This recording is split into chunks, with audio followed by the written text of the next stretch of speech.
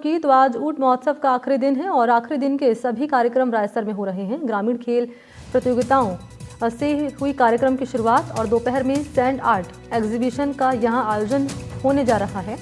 फोक night और अग्नि नृत्य के साथ समापन किया जाएगा इस महोत्सव का। तो बीकानेर में अंतर्राष्ट्रीय ऊंट महोत्सव आयोजित हो रहा है और आज इसका तीसरा दिन है, आखिरी दिन है। 3 दिन तक ये महोत्सव जारी रहा। तीसरे दिन के सभी कार्यक्रम रायसर में होने जा रहे हैं। मैं तस्वीरें भी आप तक पहुंचाऊंगी जब मेरे साथ जुड़ेंगे सहयोगी। ये देखिए तस्वीरें सामने आ चुकी हैं, अलग अलग कार्यक्रम यहाँ पर हो रहे हैं। और अच्छी बात यह है कि न केवल देश से बल्कि विदेशों से सैलानी यहाँ बड़ी संख्या में पहुँच रहे हैं। और यहाँ पर आप देख रहे हैं कि ऊँटों की दौड़ यहाँ पर कराई जा रही है और इसी प्रतियोगिता का और बाकी जो कार्यक्रम हो रहे हैं उनका लुत्फ उठाने के लिए देशी विदेशी सैलानी यहाँ पर बड़ी संख्या में पहुँच रहे हैं। और आज क्योंकि आखिरी दिन है, क्या खास होगा इस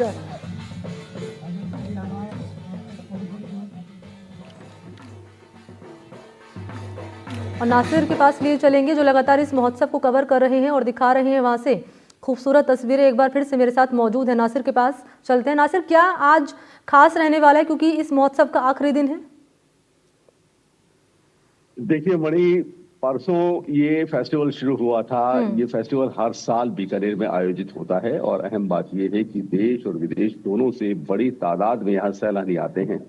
तो इस बार भी काफी सैलानी यहाँ आए, हजारों की तादाद में सैलानी आए, जिसमें फॉरेनर्स भी थे और इंडियंस भी थे। और सबने जब इसके एक एक इवेंट को देखा तो हर इवेंट पर उनकी जबान से यही निकला, वाओ। क्योंकि देशी सैलानी भी जो है ऊंटों से वाकिफ नहीं है। राजस्थान का इलाका ऊंटों से वाकिफ है या कुछ गुजरात का इलाका ऊंटों से वाकिफ है, बाकी देश का इलाका जो है वहाँ के लोगों के लिए ऊंट एक नई चीज है। तो उन लोगों ने भी देखा और जो फॉरेनर्स हैं उनके लिए तो ये ताजुब की बात थी ही थी। तो बहरहाल परसों इसकी शुरुआत हुई थी हेरिटेज वॉक से। तो हेरिटेज वॉक में कई राजस्थान की कल्चर के कलरफुल एक्टिविटीज दिखाई दी। तो उसमें फॉरेनर्स ने भी हिस्सा लिया और उसके बाद कल कई इवेंट्स हुए। कल सबसे पहला जो इवेंट था वो एनआरसीसी के स्टेडियम में था। National research centre on camel यहाँ है, जो देश का सबसे बड़ा रिसर्च इंस्टीट्यूट है ऊंटों पर रिसर्च करने के लिए। और वहाँ का स्टेडियम है, वहाँ पर एक बहुत बड़े इवेंट कल कायम हुए। तो उन इवेंट्स में फर कटिंग था, कैमल रेस था, कैमल डांस था। तो लोगों ने कैमल का नाम ही सुना है या जिन लोगों ने कैमल को देखा है उनके लिए भी कैमल का डांस बहुत नई चीज थी। तो कैमल का डांस जब देखा तो लोग हैरत में पड़ गए कि ऊंट भी क्या डांस कर सकता है। तो बहरहाल ये इवेंट हुआ। ये सारे इवेंट बड़े अच्छे रहे। इसके अलावा कल्चरल एक्टिविटीज भी वहां हुई। राजस्थानी फोक डांस और फोक म्यूजिक ने वहां समा बांध दिया। उसके बाद में दोपहर में तकरीबन 4 बजे के आसपास शोभा यात्रा निकाली गई। तो शोभा यात्रा में राजस्थान के कल्चर के अलग अलग रंग नजर आए। वहां विदेशी लोगों ने भी हिस्सा लिया, विंटेज कारें भी उसमें शामिल थी। तो कई तरह के रंग उसमें शामिल हुए। शाम को मिस मरवन कॉन्टेस्ट हुआ, मिस्टर बीकाना कॉन्टेस्ट हुआ, मिस्टर एंड मिसेस ढोला मारू कॉन्टेस्ट हुआ। तो उसमें लोगों ने हिस्सा लिया। तो लोगों के लिए ये तमाम चीजें नहीं थी। और उसके बाद में कल्चरल नाइट भी हुई, लोगों ने उसका लुत्फ लिया। कल्चरल नाइट ने रात को समा बांधा। बहरहाल आज इसका आखिरी दिन है, जो बीकानेर से तकरीबन 30 किलोमीटर दूर रायसर में है। तो वहां पर कई तरह के कॉन्टेस्ट होंगे, लाइक मटका दौड़, रस्सा कशी का प्रोग्राम। और इस तरह से शाम को वहां कल्चरल नाइट भी होगी। जब कल्चरल नाइट हो जाएगी उसके बाद में उसका समापन हो जाएगा। तो ये एक्टिविटीज रहेंगी। सैंड एंड आर्ट एग्जीबिशन का भी वहां आयोजन होगा।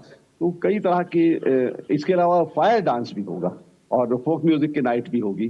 तो देशी विदेशी सैलानी आज भी वहां मौजूद रहेंगे।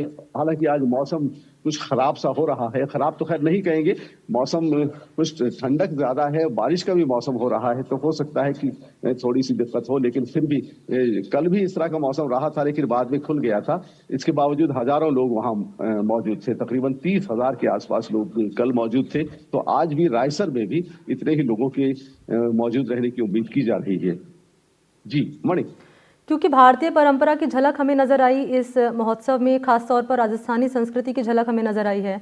और क्योंकि 3 दिन आप वहीं पर मौजूद रहे हैं नासिर, तो आप बेहतर तरीके से समझा पाएंगे। खासतौर पर जो विदेशी सैलानी यहाँ पर पहुँच रहे हैं उन्हें सबसे ज़्यादा कौन सी जो एक्टिविटीज़ रही यहाँ पर, फोक एक्टिविटीज़ में सबसे ज़्यादा किस एक्टिविटी ने यहाँ पर आकर्षित किया है? क्या आपका अनुभव रहा है इस महोत्सव में? आप मैं चाहूँगी अगर आप बता पाएँ तो। देखिए मणि, परसों ये फेस्टिवल शुरू हुआ था। ये फेस्टिवल हर साल बीकानेर में आयोजित होता है और अहम बात यह है कि देश और विदेश दोनों से बड़ी तादाद में यहाँ सैलानी आते हैं। तो इस बार भी काफी सैलानी जी मणि, देखिए विदेशी सैलानियों का हर एक्सपीरियंस, हर तजुर्बा, हर एहसास बड़ा खूबसूरत रहा।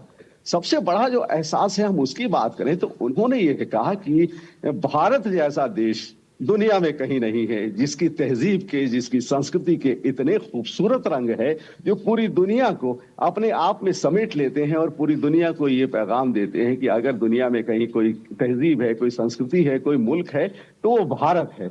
और कई लोगों ने तो हमें ये कहा, जो फॉरेनर्स थे, कि आपका देश हमारे देश से भी अच्छा है।